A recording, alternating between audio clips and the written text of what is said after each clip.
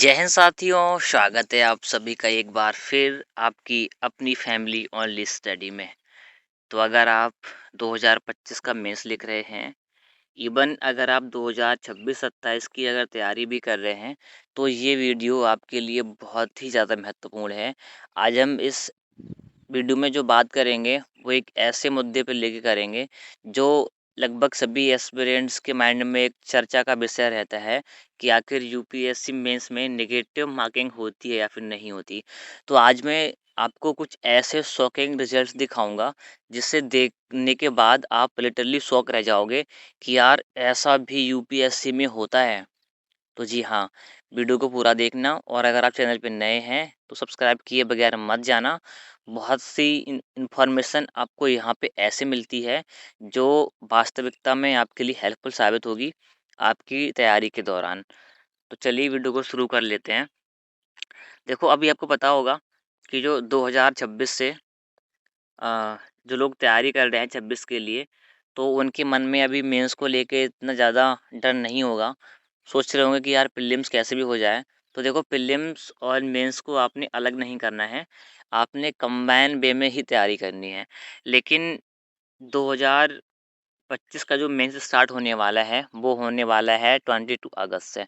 तो जो भी लोग यूपीएससी का मेंस इस बार लिख रहे हैं, उनको मेरी बेस्ट विशेज़। लेकिन जो रिज़ल्ट आप यहाँ पे आपको दिखाऊँगा मैं जो आज, वो गलतियाँ आपने नहीं करनी है। अगर आप वो गलती करेंगे, तो आप कितनी भी मेहनत कर लें, लेकिन आप यूपीएससी की जो फाइनल लिस्ट होती है, उसमें आप अपना नाम लेके नहीं आ पाएँगे ड्यू टू सम जो मिनी मिस्टेक्स होती हैं, वो आपने नहीं करनी है। तो जैसे यहाँ पे आप देख सकते हैं, ये एक टॉपर की मार्कशीट है और इनका फाइनल लिस्ट में नाम नहीं आया। क्यों नहीं आया, वो भी मैं आपको बताऊँगा। तो जैसे यहाँ पे अगर इनके हम मार्क्स देखें, तो इनके ऐसे में इनके मार्क्स हैं 131 और यहाँ पे अगर देखें, तो इनके जीएस 1 में मार्क्स हैं 92, जो कि बहुत अच्छे मार्क्स होते हैं। और देखो ऐसे में बहुत अच्छे मार्क्स हैं ये। अगर ऐसे में किसी के 120 प्लस भी आते हैं, तो बहुत अच्छे मार्क्स कहे जाते हैं। यूपीएससी का निबंध कोई ऐसा नहीं है कि आप हाई स्कूल की तरह जो निबंध लिखने को आता था, तो वैसा आप लिख देंगे। बहुत क्रिटिकल थिंकिंग के ज़रिए यहाँ पे निबंध लिखा जाता है और जिस भी कैंडिडेट का 130 जो स्कोर है वो आता है मेंस में, तो एक बेस्ट स्कोर है। और वैसे ही जीएस पेपर आप 1 देखेंगे, तो इनका 92 है, जो कि एक बेस्ट स्कोर है।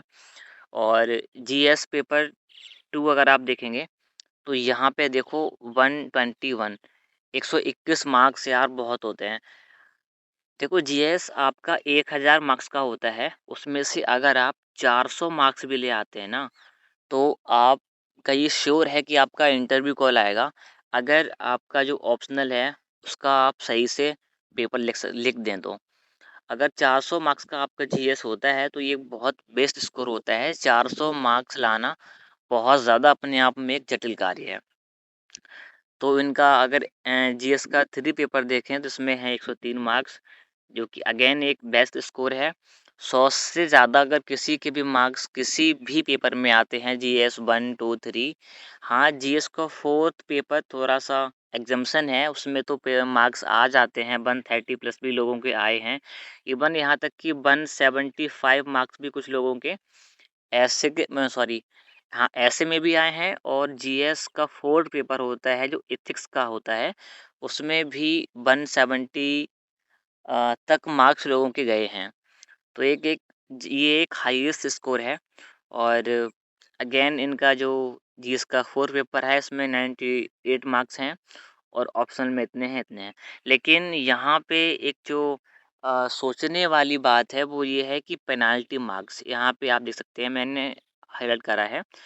इनके भाई 25 मार्क्स कटे हैं यार पेनाल्टी के। अब ये पेनाल्टी मार्क्स क्यों काटे जाते हैं, वो भी आपको बताऊँगा। तो पहले आप ये मार्कशीट देख लीजिए। और 25 मार्क्स बहुत होते हैं यार। इवन 1 मार्क्स की वैल्यू बहुत होती है जब आप फाइनल लिस्ट से बाहर हो जाते हैं। उस टाइम आपको 0.25 इतने मार्क्स भी अगर आप कम आते हैं, तो भी आप यूपीएससी की किसी भी लिस्ट से बाहर हो सकते हैं। फिर चाहे वो प्रीलिम्स की हो या फिर मेंस की हो या फिर फाइनल लिस्ट हो। तो बहुत ज़्यादा मार्क्स होते हैं भाई 25 और इनके ये मार्क्स कटे हैं। अगेन अपने आप में इतने मार्क्स लाना जटिल कार्य है, लेकिन इनके इतने मार्क्स माइनस में हुए हैं। तो हो सकता है कि अगर इनके मार्क्स इतने माइनस नहीं होते, तो इनका फाइनल लिस्ट में नाम होता। जैसे यहाँ पे आप लिखा है नॉट रिकमेंडेड, मतलब कि ये इनका फाइनल लिस्ट में नाम नहीं आया है। इनका इंटरव्यू कॉल हुआ था, लेकिन फाइनल लिस्ट में नाम नहीं आया था। किसके कारण? 25 मार्क्स इनके माइनस होने की वजह से। और ये कोई अकेली ऐसी मार्कशीट नहीं है कि इसमें माइनस मार्क्स कटे हों। मैं आपको एक और दिखाता हूँ, जैसे कि यहाँ पे आप देख सकते हैं, ये भी एक टॉपर की मार्कशीट है, लेकिन इनके साथ एक अच्छा कार्य ये हुआ कि इनके मार्क्स माइनस तो हुए, लेकिन उतनी ज़्यादा मार्क्स माइनस नहीं हुए। सिर्फ यहाँ पे देख सकते हो आप 5 मार्क्स ही इनके ऐसे हैं जो पेनल्टी मार्क्स कटे हैं। यहाँ पे आप देख सकते हैं जो पेनल्टी मार्क्स है वो काटे गए हैं 5। अगेन जो लास्ट कैंडिडेट था उसके 25 मार्क्स काटे गए थे पेनल्टी के मार्क्स। और यहाँ पे इतना ज़्यादा कोई असर इन्हें नहीं हुआ। इनका फाइनल लिस्ट में नाम आ गया, लेकिन हो सकता है कि 5 मार्क्स सिर्फ ड्रॉप होने के कारण इनकी रैंक बढ़ गई हो। क्योंकि आपको पता होगा कि रैंक यार एक-एक नंबर से ना 100-100 200-200 रैंक आगे पीछे हो जाती है। जब सेम रैंक पे बहुत सारे कैंडिडेट डिज़र्व करते हैं, जैसे 25 रैंक है, तो कई बार क्या होता है कि 25 रैंक कई कैंडिडेट की आ जाती है। तो ऐसे करके लगातार जब रैंक सेम रहती है ना, सॉरी जब मार्क्स सेम रहते हैं, तो रैंक उनकी इस तरीके से बनती है, तो एक-एक नंबर पे बहुत ज़्यादा रैंक आगे-पीछे हो जाती है। तो इनका फाइनल लिस्ट में नाम तो आया है, इनके टोटल मार्क्स जो हैं वो हैं 1013। हो सकता है इन्हें प्रॉपर आईएएस मिल गया हो, ये बहुत अच्छे मार्क्स होते हैं अपनी सर्विस प्रेफ़रेंस को लेने के लिए। तो ये था टॉपिक। और हाँ, अब गलती आखिर ऐसी कौन-सी है जो आपने नहीं करनी है? आखिर ये मार्क्स काटे क्यों जाते हैं? ये बहुत बड़ा मेन चैलेंज है। तो देखो, मार्क्स क्यों ड्रॉप होते हैं? तो इसमें कोई नेगेटिव मार्किंग तो नहीं होती। आपके मन में डाउट होगा कि सर अगर हम क्वेश्चन छोड़ दें या क्वेश्चन गलत लिख दें तो उसमें कुछ नेगेटिव मार्क कटते हैं। नहीं, इसमें नेगेटिव मार्किंग बिल्कुल भी नहीं होती। हाँ, ऐसा हो सकता है कि अगर मान लो कोई 10 नंबर का क्वेश्चन है और आपने वो पूरा लिखा है और आपने उसमें से 5 नंबर का ऐसा आंसर लिखा है जो लिटरली क्वालिटी है उसमें, तो आपको 5 मार्क्स मिलेंगे। ऐसा नहीं है कि अगर आपने क्वेश्चन अटेम्प्ट कर लिया तो आपको 10 के 10 मार्क्स मिल जाएँगे। अगर आपने उसमें से 2 नंबर का भी सही लिखा है तो आपको 2 मार्क्स मिलेंगे। लेकिन नेगेटिव मार्किंग यहाँ पे नहीं होती। अगेन आप लोगों को बता दूँ, अब ये मार्क्स काटे क्यों जाते हैं, तो उसका रीज़न ये है, अगर आपने कभी 10th या 12th का एग्ज़ाम लिखा होगा, तो कई बार आपने ऐसे केसेस देखे होंगे, जिसमें क्या होता था कि बच्चे जब एग्ज़ाम लिखते थे, तो हाई स्कूल की जो कॉपी होती थी या फिर जो इंटर की कॉपी होती थी, तो उसमें कुछ पैसे रख दिए, 500 का नोट, 100 का नोट, 200 का नोट ऐसे रख देते थे। या फिर अपनी मेन कॉपी पे किसी विशेष धर्म या जाति का जो चिन्ह है, जैसे कि ओम का चिन्ह और इस्लाम का चिन्ह, ईसाई का चिन्ह जो होता है, तो इस तरीके के जो मार्क्स होते थे, वो अपनी कॉपी पे बना के आते थे। या फिर किसी भी तरीके की रिक्वेस्ट करते थे कि सर मेरा तो लास्ट अटेम्प्ट है या मैं तो फेल हो जाऊँगा, फेल हो गया तो पापा मेरी शादी कर देंगे, बहुत प्रेशर है, फैमिली में अकेला हूँ। ये सारी बातें अगर आप यूपीएससी की जो मेंस की कॉपी होती है, उसमें अगर आप किसी भी कॉर्नर, मिड या डाउन आप कहीं भी इस तरीके का किसी भी धर्म का चिन्ह यूज़ करते हैं या फिर आप किसी भी तरीके की रिक्वेस्ट करते हैं, तो आपके ये पेनल्टी मार्क्स हैं, ये कट होते हैं। जी हाँ, अगर आप 20 2 अगस्त को मेंस लिख रहे हैं और आप किसी भी जाति से बिलॉन्ग करते हैं भाई, ये गलती बिल्कुल भी मत करना। अगर आप मेहनत से एग्ज़ाम लिखोगे ना तो मार्क्स तो आपके वैसे भी आ जाएँगे यार।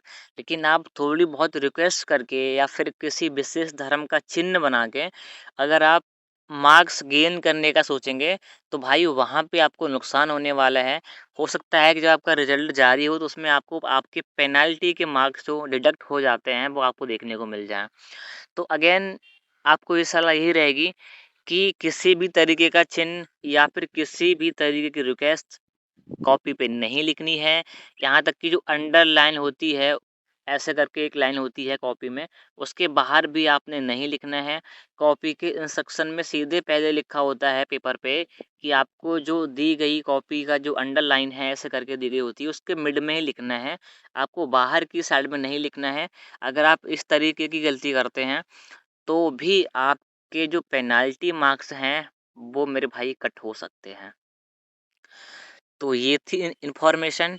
आई होप कि आपको समझ आई होगी। अगर कोई डाउट रह गया हो तो कमेंट सेक्शन में ज़रूर से कमेंट करना, मैं उसका रिप्लाई करूँगा क्योंकि मैं पर्सनली सारे कमेंट्स पढ़ता हूँ, तो आपकी रिप्लाई मैं करूँगा। और अगर कोई डाउट हो तो भी पूछना। मिलते हैं किसी नेक्स्ट वीडियो में। जय हिंद, अपना ख़्याल रखना।